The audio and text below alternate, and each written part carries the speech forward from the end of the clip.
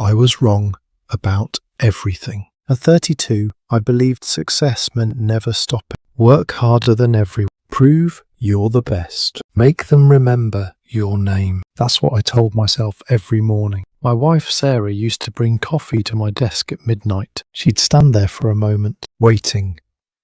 I never looked up, just kept typing. She'd leave the cup and walk away. I thought she understood. I thought she was proud. Our son Michael turned 7 that year. He made a card for my birthday, drew a picture of us playing catch. I found it 3 months later, under a stack of contracts, still in the envelope, never opened. I told myself I was building something for them, a future. Security. Everything a father should provide. The company grew. 15 employees became 50. 50 became 200. My name appeared in magazines. Industry leader, they called me. Visionary. I believed them. I had a photo on my desk. Sarah and Michael at the beach. Michael was 4 in that picture. He was building a sandcastle. Sarah was laughing. I looked at that photo every day. The truth is, I never really saw it. Just a frame. A reminder of what I told myself I was working for. Michael started playing baseball. Little League. Sarah mentioned it once. Twice. 10 times maybe. Games were on Saturdays. I had meetings. Always meetings. She stopped mentioning it after a while. One night, I came home at 2 a.m. The house was dark. I opened Michael's door just to check on him. He was 10 by then. There was a trophy on his shelf. First place. I didn't know what sport, didn't know what season, didn't know if he hit the winning run or caught the final out. I stood there for 5 minutes, staring at that trophy. Then I closed the door, went to my office, told myself I'd ask him about it tomorrow. I never did. Sarah started going to bed earlier, 9 p.m., then 8. We'd have dinner in silence. If I made it home for dinner, she'd ask about my day. I'd give her 3 sentences, then check my phone. She stopped asking. I thought that meant we'd found our rhythm. 2 people who understood each other, didn't need constant conversation. Comfortable silence, that's what I called it. Michael turned 12. He came home from school one day, walked past me without saying hello. Sarah said something happened at school, a fight. I said, "Is he okay?" She said the principal called, said Michael wanted to talk to you. I looked at my watch. I had a conference call in 10 minutes, Tokyo office. I said I'll talk to him after. Sarah looked at me, really looked at me. Then she nodded, went upstairs. I took the call. It went long. 3 hours. When I finished, it was 8 p.m. Michael's door was closed, light off. I thought he's asleep. I'll talk to him tomorrow. The next morning he left for school early. That evening he stayed in his room. The day after that too. A week passed. I never asked what happened. Never asked why he fought. Never asked if he was okay. Sarah stopped telling me things after that. I didn't notice. Not right away. But looking back, that was when something changed. When she stopped expecting me to care. Michael turned 13. Teenage years. He spent more time in his room. I thought that was normal. Teenagers need space, their independence. I was giving him what he needed. One Saturday I had no meetings. Cancelled everything. Surprise! I walked into the kitchen. Told Sarah we should do something as a family. She was washing dishes. Didn't turn around. Just kept washing. After a long silence, she said, "Okay," but her voice was flat, empty. We went to a movie. Some action film. Sat in the dark for 2 hours. Michael stared at the screen. Sarah stared at the screen. I checked my phone 4 times. Afterwards, we got ice cream. Sat at a table outside. Nobody spoke. I asked Michael about school. He said fine. I asked what his favourite subject was. He said, "I don't know." I asked if he was excited for summer. He shrugged. I looked at Sarah. She was looking somewhere past my shoulder, not at me, through me. I tried again. Said, "This is nice, being together." Michael looked at his phone. Sarah looked at her ice cream, melting. Neither of them responded. We drove home. I thought, well, that didn't go as planned, but we tried. That counts for something. I went back to work on Monday, harder than before, because if I couldn't connect with them in person, at least I could build something they'd benefit from. One night, I came home. Sarah was at the kitchen table, writing in a notebook. She didn't hear me come in. I stood in the doorway, watched her. She wrote something, then stopped, put her hand over her face. Her shoulders shook. She was crying, silently. I took a step back, went to my office, told myself she was just tired, emotional. Women get emotional. That's what I told myself. Years later, I found that notebook after she left. She'd forgotten it. Hidden behind books on a shelf. I opened it. The page from that night. Today Michael asked me why Daddy doesn't like him. I didn't know what to say. How do you tell your son that his father chose everything else? How do you explain 20 years of absence? I can't do this anymore. I'm so tired. I read that page 50 times. Then I closed the notebook, put it back, never mentioned it, not even to her. What would I say? The company went public when I was 40. We rang the bell at the stock exchange. Photographers everywhere. Interviews. Celebrations. I called Sarah from New York, told her we did it.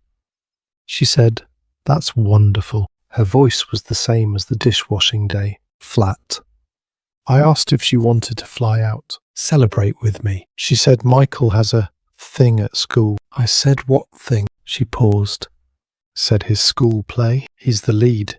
I didn't know he was in a play. Didn't know he acted. I said, "Oh, when is it?" She said, "Tonight. Opening night."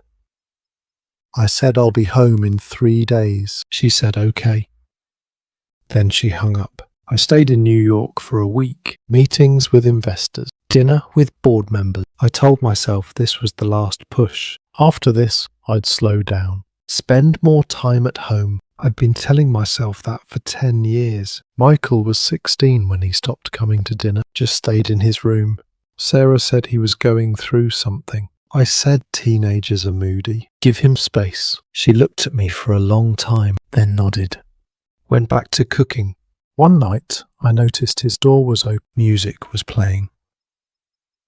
Some band I didn't know. I stood in the hallway. Thought about walking in. Asking him about the music, about school, about anything. Then I heard him laugh, talking to someone.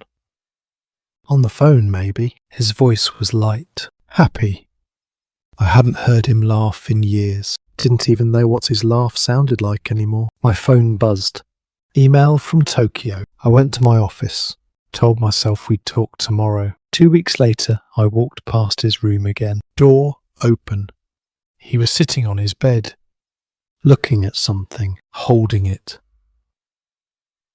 I stopped. It was the card.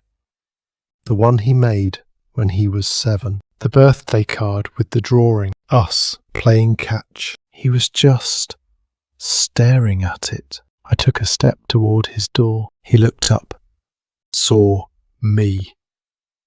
For 1 second. 1 single second. I saw something in his face. A question. Like he was asking if I remembered, if I cared, if there was anything left. I opened my mouth. My phone rang. I looked down.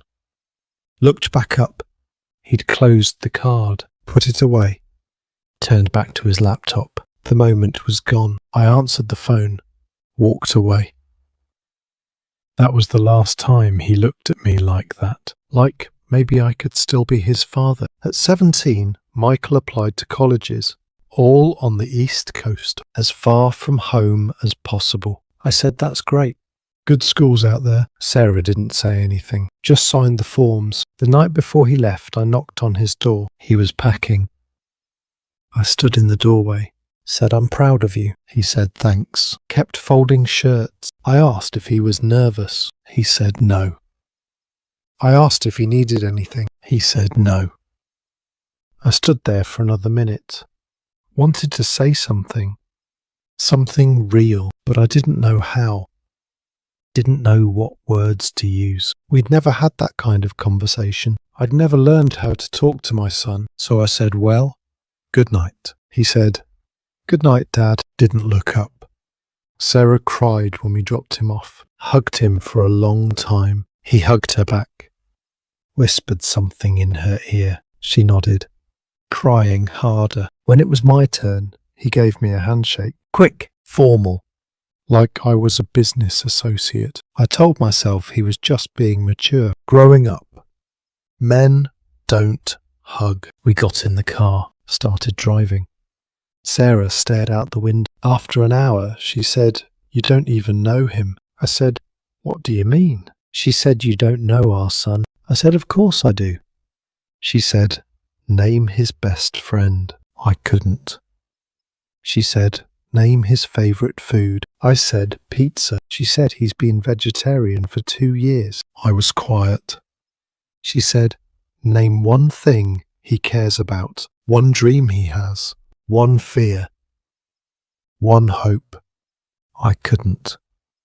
She said, you don't know what keeps him up at night, don't know what makes him laugh, don't know who he wants to be. You don't know him, because you were never there. The rest of the drive was silent. When we got home, I went to my office, told myself she was emotional, upset about him leaving. In a few days, things would go back to normal. But I sat there at my desk, in front of my computer, and I couldn't remember the last real conversation I had with my son. Not about logistics, not about grades, about him, who he was, what he thought about, what he felt. I couldn't remember, because there had never been one, not one. Michael called home every Sunday for the first month. Sarah would talk to him for an hour, then hand me the phone. We'd talk for 3 minutes. How are class? Good. How's the roommate? Fine. Okay, well, study hard. I will. Love you. You too. Then he stopped calling every week, every other week, then once a month. Sarah kept calling him. He'd answer. They'd talk. When she asked if he wanted to say hi to me, I'd hear him in the background. Class. Something. She'd hang up. Look at me. Say he was busy. I'd nod. Go back to my laptop. Sarah stopped talking at dinner. We'd sit across from each other, eating. She'd look at her plate. I'd look at mine. Ask about her day. She'd say it was fine.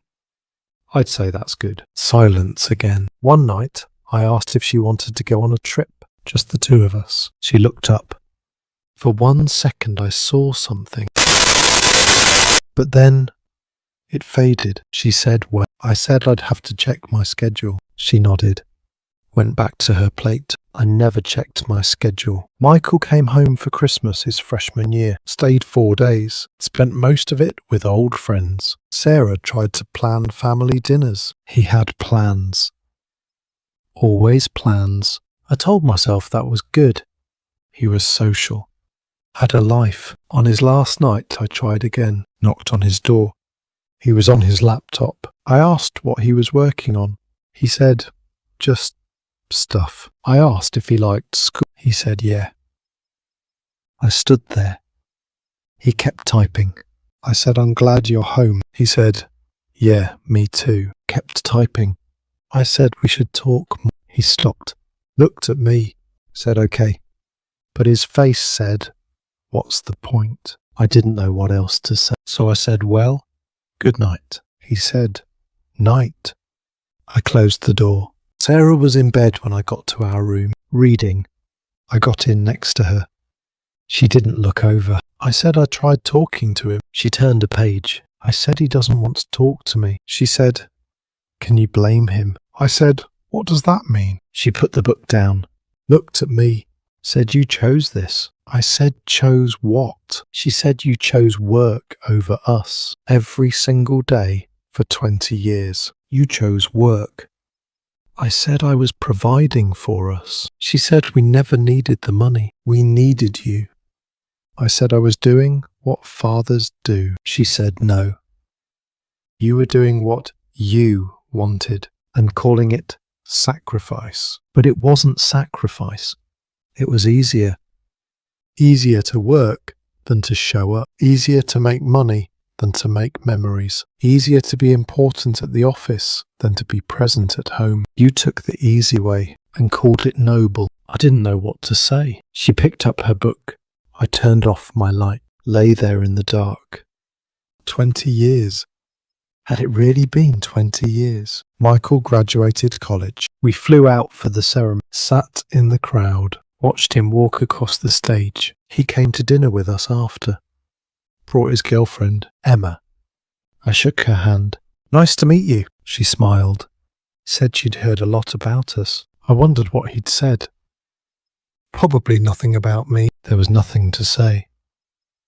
At dinner, Emma asked about my work. I started talking. The company, the growth, the challenges. I looked at Michael. He was looking at his phone. Sarah was looking at her water glass. Emma was nodding. Being polite, I stopped mid-sentence. Said actually it's not that interesting. Emma said no, I think it's fascinating. But I saw her glance at Michael, saw the look. She was just being nice. After dinner, Michael said they had to go. Early flight tomorrow. I said, you're not staying. He said, no, we've got plans back home. I said, where's home? He said, Boston. I didn't know he lived in Boston. I thought he was coming back. Sarah knew. I could tell by her face. She already knew. We hugged goodbye. Michael hugged Sarah for a long time, told her he loved her, told her he'd call her next week. He shook my hand again, said thanks for coming to my own son's graduation, like I was a distant relative, an obligation. We flew back the next day. Sarah didn't speak the entire flight. When we got home, she went to the bedroom. I went to my office, sat at my desk, looked at that old photo, beach, sandcastle, Sarah laughing. I picked up the frame, really looked at it this time, the smile on Sarah's face. I hadn't seen her smile like that in years, maybe 10 years, maybe more. Michael's eyes, bright, excited, looking at the camera, looking at me. I was the one taking the photo. He was looking at me. When did he stop looking at me like that? When did that light go out? I put the frame down, opened my laptop, tried to work, couldn't focus. I kept thinking about Michael's handshake, the formality of it, the distance. I created that distance, year after year, choice after choice. I chose my laptop over his baseball games, my phone over his questions, my meetings over his childhood. Every single time I chose wrong. And I told myself it was for them, but it wasn't. It was for me, my ego, my ambition, my need to prove something. To who? My father, maybe. He worked constantly too. I barely knew him. He died when I was 30. I remember standing at his funeral, feeling nothing, just empty. Now I understood why. You can't mourn someone you never really knew. Was that how Michael would feel at my funeral? Empty. I closed my laptop, walked to the bedroom. Sarah was reading, same position as always. I sat on the edge of the bed, said I'm sorry. She didn't look up. Said for what? I said for everything. For 20 years of everything. She put the book down. I thought maybe this was the moment where we fix it, where I say the right words and it all comes back. But she just looked tired. Said, okay. I said, I want to fix this. She said, you can't. I said, we can try. She said, you can't get 20 years back. I know, I said, but we have now. She said, do we? I didn't understand. She reached into her nightstand, pulled out papers, handed them to me. Divorce papers, signed. Her signature at the bottom just needed mine. I stared at them. She said I filed 3 months ago. I said, why didn't you tell me? She said I did. I said, when? She said at dinner. 4 times. I tried to remember. Couldn't. She said, see, you don't even remember, and that's the problem. You're here, but you're not here. Haven't been for 20 years. I said, I'll change. She said you won't, and even if you did, it's too late. I don't love you anymore. I don't even know you. I'm not sure I ever did. I said, Sarah, please. She said, I'm tired. I've been tired for a very long time. I need you to sign the papers. I said, let me try. Give me 6 months. She said I gave you 20 years. That was enough. I slept in my office that night, on the couch, stared at the ceiling. How did I not see this coming? How did I miss all the signs? The silence. The distance. The way she stopped asking questions, stopped waiting for me, stopped expecting anything. I called Michael the next morning. He didn't answer. I called again. Texted. Can we talk? He texted back 2 hours later. Kinda busy right now. I said it's important. He said, is everything okay? I said your mother and I are getting divorced. 3 dots appeared, disappeared, appeared again. He said okay. That was it.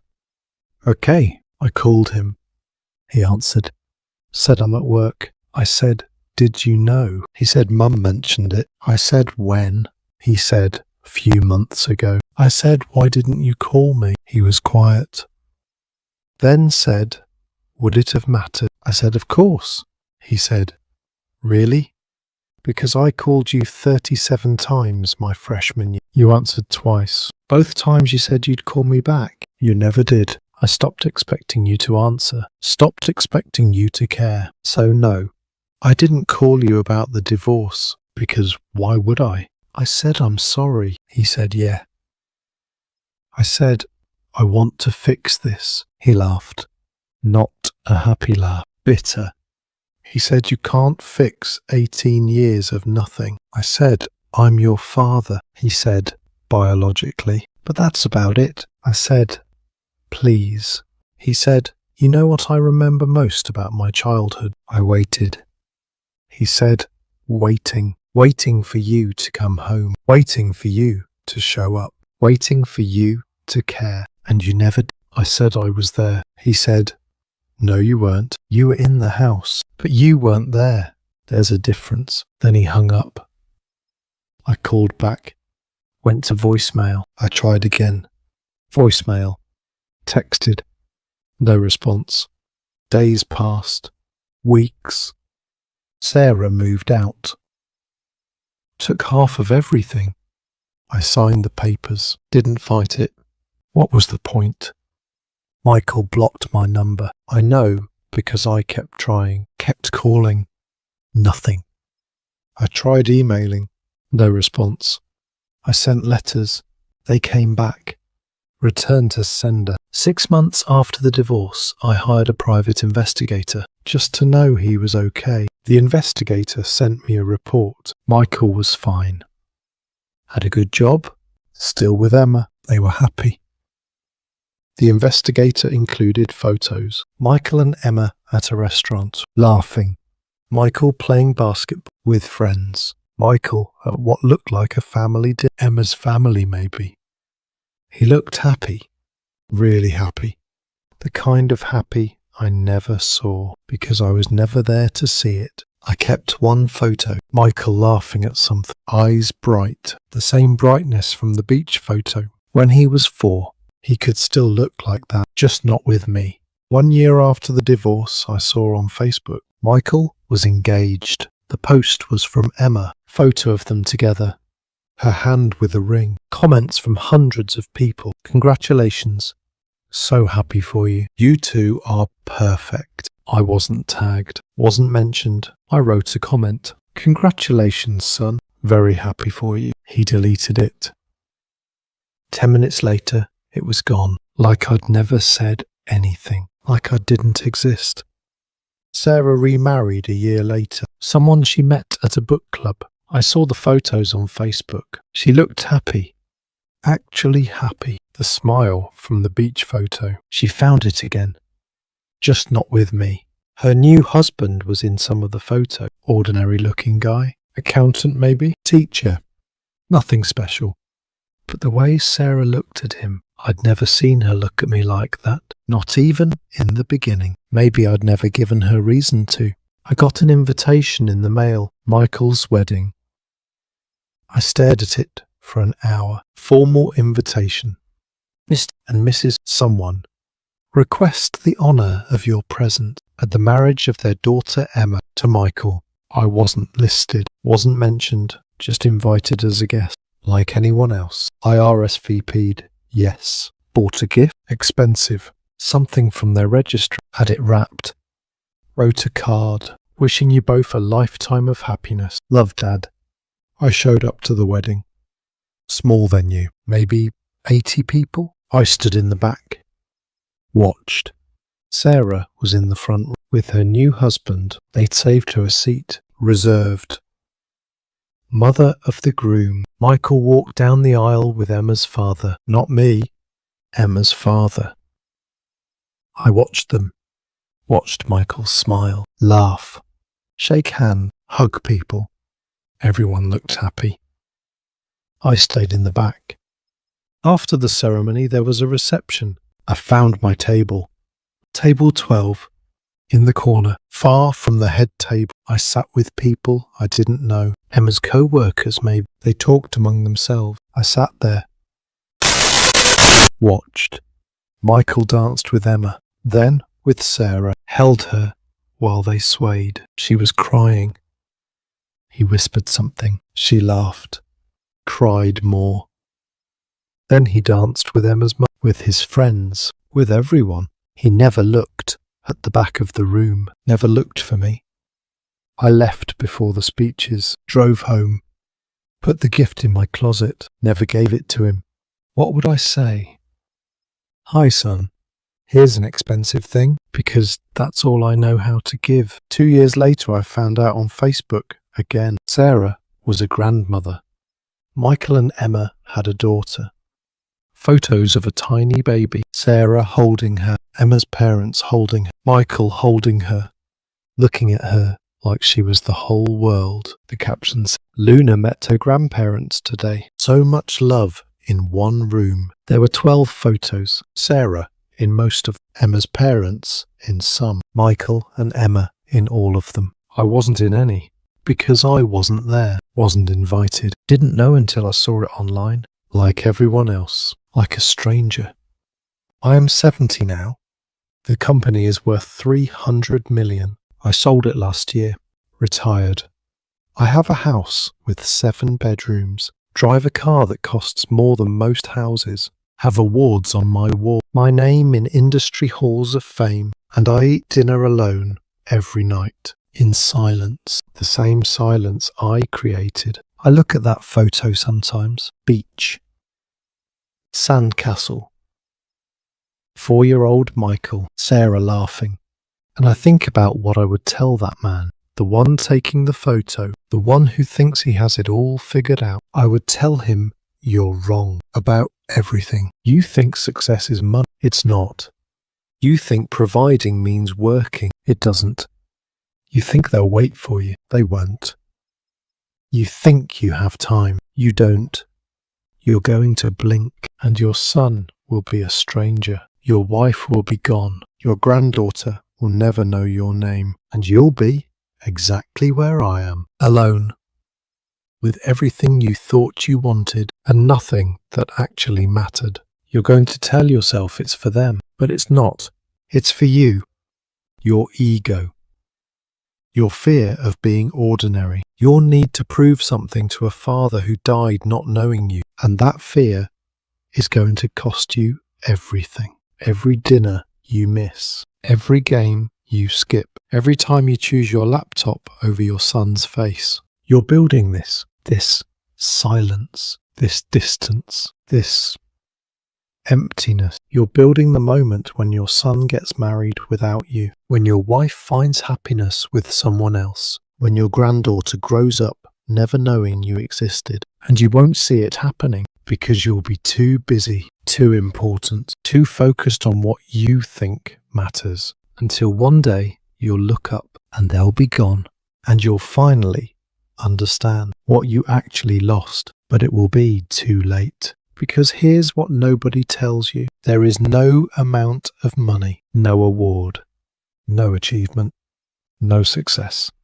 that feels like anything when you have no one to share it with, when your son blocks your number, when your ex-wife looks happier than she ever did with you, when you see photos of your granddaughter and realize she'll never call you grandpa because you're not part of that family. You stopped being part of it 20 years ago. You just didn't notice. I was wrong about success. I was wrong about priorities. I was wrong about time. I was wrong about everything. And now I'm 70, alone in a 7-bedroom house, wondering if Michael ever thinks about me. Wondering if when I die, anyone will come. Last week I drove past my old house, the one we lived in, where Michael grew up. There's a new family there now. Kids playing in the yard. Father pushing a daughter on a swing. She was laughing. He was smiling. Watching her. Just watching her. Like she was the whole world. I sat in my car. Watched them. The father pushed her high. She screamed with joy. He caught her. Spun her around. Set her down. She ran to the sandbox. He followed. Sat down next to her, helped her build. Just being there, just present. I drove away. That father had what I never did. Not money, not success, just time, just presence, just love. And he knew it. I could see it in the way he moved, like nothing else mattered, because nothing else does. If you're watching this and you're telling yourself, you're doing it for them. Stop. You're not. If you're missing moments because of work, stop. You won't get them back. If you're choosing anything over the people you love, stop. Because I promise you, I absolutely promise you, one day you'll be where I am, 70 years old, alone, with everything and nothing at all, and you'll wish you had chosen differently, but you won't be able to. Because time doesn't go backwards. The moments you're missing right now, your daughter's recital, your son's game, your wife's face when she tries to tell you something, those moments are gone forever, the second they pass. And one day you'll want them back. You'll want them back so badly, but they'll be gone. And so will your family. They won't hate you. They won't be angry. They'll just be indifferent. And that's worse, because you can't fix indifference. You can apologize for anger. You can't apologize for absence. This is it. This moment. Right now. That's all you have. I didn't understand that. I thought I had forever. I didn't. Neither do you. Your son won't be 7 forever. Your daughter won't always ask you to play. Your wife won't always wait up. They'll stop, and you won't notice until one day you'll look around and they'll be gone, and you'll be 70, alone, with a 7-bedroom house and no one to fill it. Don't make my mistake. Don't be me. Choose them. Not tomorrow. Not next week. Not when things slow down. Now. Right now. Before it's too late, because it's later than you think.